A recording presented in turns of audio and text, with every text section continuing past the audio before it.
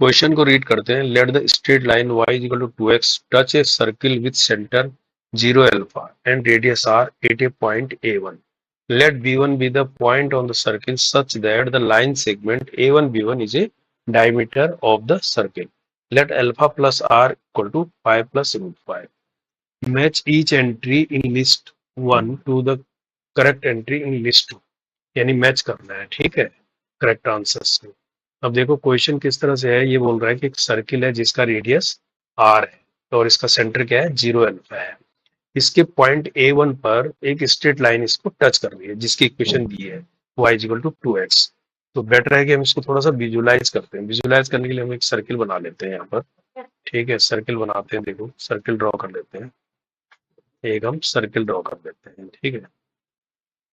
ये हमने circle draw कर लिया। ये इसका सर्किल ड्रॉ करते हैं, नेक्स्ट सर्किल ड्रॉ कर लेते हैं,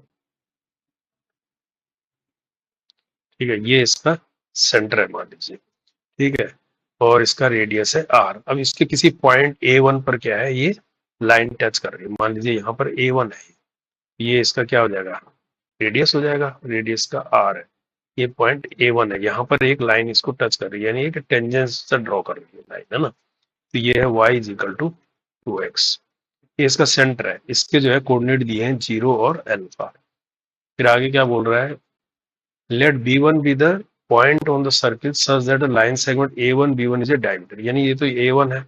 अब इसको जब आगे लेते हैं तो ये क्या है, अपने आप में एक सेगमेंट बन जाता है ना, सर्किल का। और ये जो है अपने आप में एक डायमीटर है, यानी इसको मैं b1 बोल देता हूँ, जो ये बोल रहा है क्वेश्चन। इस तरह से इसका मतलब ये वाली डिस्टेंस भी आ रही होगी यहाँ से, है ना, ऐसा ये दिया है। अब यहाँ पर देखो, अब हमें निकालना क्या है, देखो अल्फा इक्वल्स आर इक्वल्स और A1 के कोऑर्डिनेट निकालने हैं और B1 के कोऑर्डिनेट निकालने हैं और अल्फा और आर की वैल्यू निकालनी है। अब यहाँ पर देखो सिंपल सा सोचो कि ये जो, अगर इस डायग्राम को मैं ऐसे समझूं, ये देखो, ये यहाँ पर एक परपेंडिकुलर है, ये डिस्टेंस आर है, ये 0 अल्फा है और ये इस लाइन पर परपेंडिकुलर लग रहा है, यानी y इक्वल टू 2x को मैंने ऐसे लिख सकता हूँ, 2x minus Y equal to 0।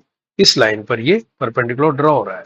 तो कहने का मतलब अगर परपेंडिकुलर ड्रॉ हो रहा है 0 अल्फा से, तो हम ये डिस्टेंस निकाल सकते हैं, आर वाली डिस्टेंस। कहने का मतलब अगर हमारे पास x1 y1 कोई पॉइंट है, यहाँ से अगर परपेंडिकुलर ड्रॉ हो रहा है मान लीजिए इस लाइन पर ax plus b y plus c equal to 0 पर, तो ये डिस्टेंस d का फार्मूला क्या होता है, d हो जाता है ax1 plus b y one plus c upon में हो जाता है under root a square plus b square.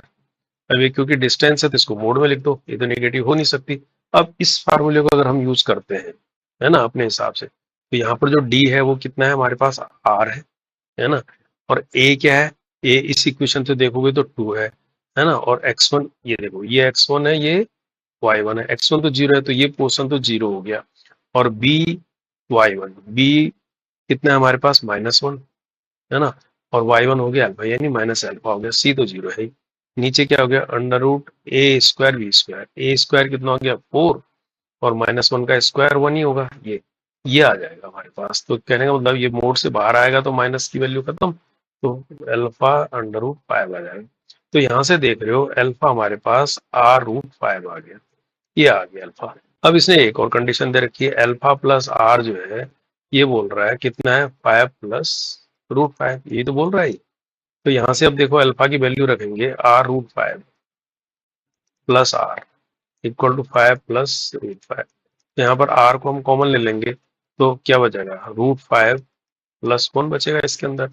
और यहाँ पर हम 5 को कॉमन ले लेंगे, सॉरी रूट 5 को कॉमन ले लो, यहाँ पर रूट 5 को कॉमन ले लेंगे तो ये क्या बचेगा, ये रूट 5 बचेगा और ये 1 बचेगा, बचेगा नहीं बचेगा, ये इससे कैंसिल हो जाएगा। इसको मतलब आर की वैल्यू हमारे पास रूट 5 आ गई। तो कहने वाला आर हमने निकाल लिया है, आर हमारे पास आ गया रूट 5, रेडियस आ गया। जब रेडियस आ गया तो अल्फा इज इक्वल टू क्या आएगा, आर रूट 5 है, ये रूट 5 इंटू रूट 5 यानी 5, अल्फा आ गया 5, ये भी निकल गया हमारे पास।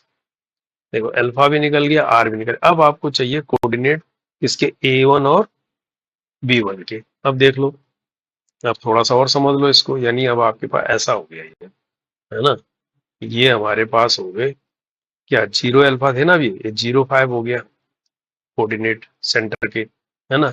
यहाँ पर हमारे पास है A1 जिसके हमको कोऑर्डिनेट निकालने हैं, और ये लाइन की इक्वेशन भी हमारे पास, ये कितना है y इक्वल टू 2x, ये लाइन है, ठीक है। और ये डिस्टेंस अब हम निकाल चुके हैं, ये रेडियस r है ना। ये कितना निकल गया √5।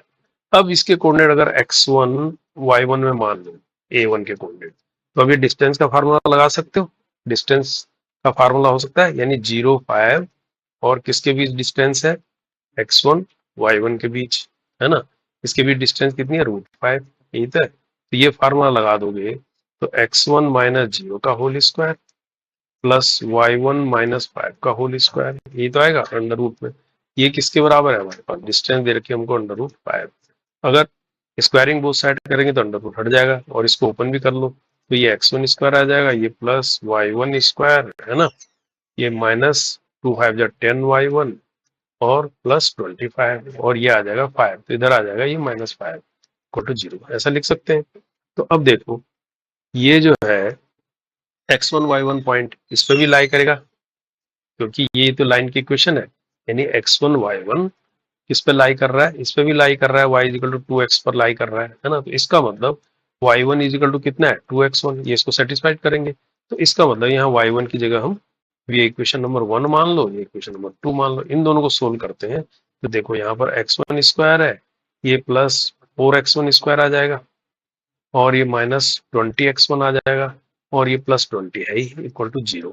अब यहाँ से क्या हो सकता है, ये तो 5x1 हो गया ना, 5x1 स्क्वायर -20, ये x1 ही है ना, 20x1 ये +20 इक्वल टू 0।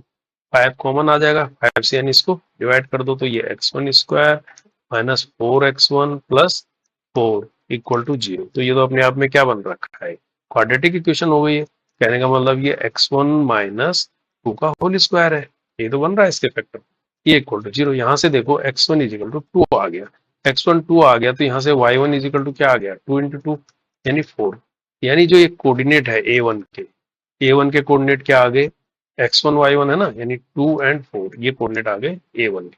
अब आपको चाहिए B। अब B1 क्या है, B1 इसी में थोड़ी और ऊपर आ जाओ, इसी को अगर हम ऊपर ले जा लेते हैं, अब हमारे पास ऐसा हो गया, देखो अब ये ऐसा हो गया। इसको थोड़ा सा अब ऐसे समझ लो, अब तो आपको आसानी हो गया क्वेश्चन ना। अब हम इसको ऐसे समझ लेते हैं कि ये हमारे पास A1 है ना, यहाँ पर ये सेंटर है जिसकी डिस्टेंस √5 है, और इसके कोऑर्डिनेट कितने हैं 0 5 है ना। और इसको थोड़ा और आगे बढ़ाया, कितना √5 भी और बढ़ा दें, तो ये B1 पॉइंट मिल रहा है, यानी ये डिस्टेंस भी √5 है यहाँ से लेकर यहाँ तक की, है ना। और इसके कोऑर्डिनेट हम निकाल चुके हैं अभी 2 4। अब जब इसके कोऑर्डिनेट निकाल चुके हैं, देखो इसका मतलब ये मिड पॉइंट है, क्योंकि √5 है, √5 है। अब B1 के पॉइंट अगर x1 y1 है, तो अब तो आप मिडिल पॉइंट के फार्मूला लगा सकते हो, यानी 0 इक्वल टू हो जाएगा क्या x1 प्लस 2/2, ये हो जाएगा। और दूसरा वाला क्या हो जाएगा, दूसरा क्या हो जाएगा 5 equal to y1 plus 4, y1 plus 4 और 2। यहाँ से क्या आ रहा है, यहाँ से सोल्व कर रहे हो तो x1 is equal to -2, x1 is equal to आ गया -2, यहाँ से कितना आ जाएगा 5 टू जाता है 10 में से 4 गया 6, यानी y1 इजिकल टू आ गया 6। तो कहने का मतलब B1 के कोऑर्डिनेट भी निकल गए आपके पास, ये निकल गए -2 और 6। अब आपके पास सारे कोऑर्डिनेट आ गए, अब देखो मैच करा लो, है ना।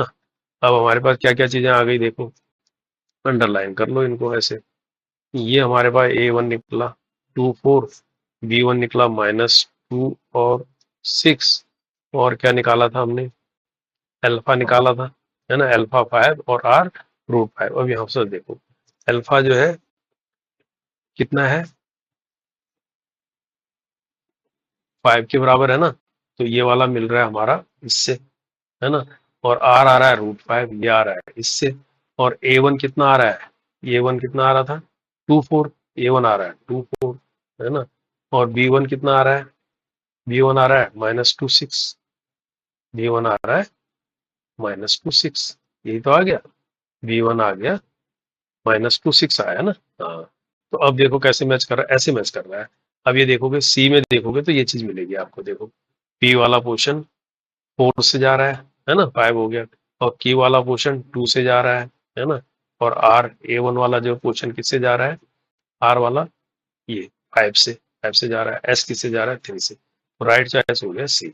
इस तरह से मैच करना था इसको, है ना, अल्टीमेटली सोल्व तो करना ही पड़ेगा आपको, फिर वो पूछ कैसे भी सकता है क्वेश्चन में। तो होप आप कॉन्सेप्ट समझ गए होंगे इसका।